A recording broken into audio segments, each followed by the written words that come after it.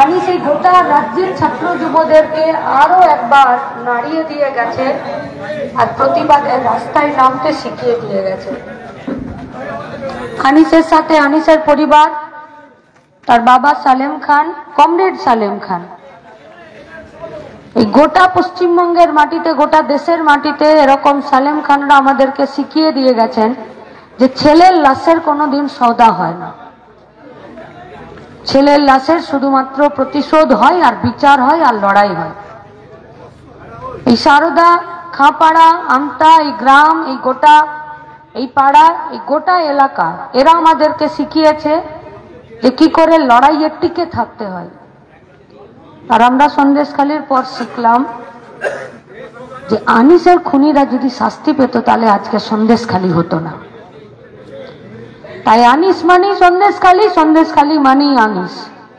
তাই আনিসের খুনিদেরকে ওরা প্রশ্রয় দিয়েছে, শাস্তি ওরা দেবে না।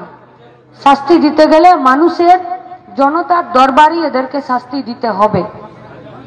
তাই সারদার খাঁপাড়াতে আনিস যখন একা ছিল, সন্দেশখালীতে অসংখ্য আনিসরা হাতে লাঠি সোটা নিয়ে দাঁড়িয়ে আর বেরিয়েছে আর বলেছে যে বিনা লড়াইয়ে 1 ইঞ্চি জমি ছেড়ে দেওয়া যাবে না।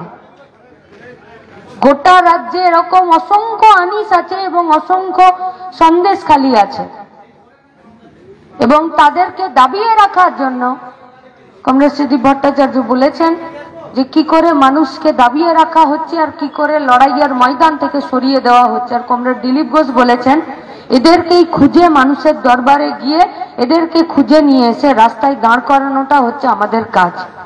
তাহলে আনিস শিখিয়েছে আন্দোলন, আনিস শিখিয়েছে লড়াই, আনিস শিখিয়েছে মেজাজ, আনিস শিখিয়েছে বিনা আপোষে লড়াই, আনিস শিখিয়েছে সংগঠন।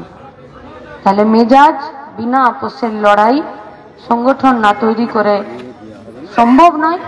তাই গোটা গ্রামের সাথে এখানে যারা উপস্থিত আছেন তাদের কাছে আমাদের আবেদন, এক থাকতে হবে আর অন্যায়ের বিরুদ্ধে মুখর হতে হবে, আর প্রতিবাদের রাস্তায় থাকাটাই আমাদের কাছে একমাত্র রাস্তা। কমরেড আনিস খান।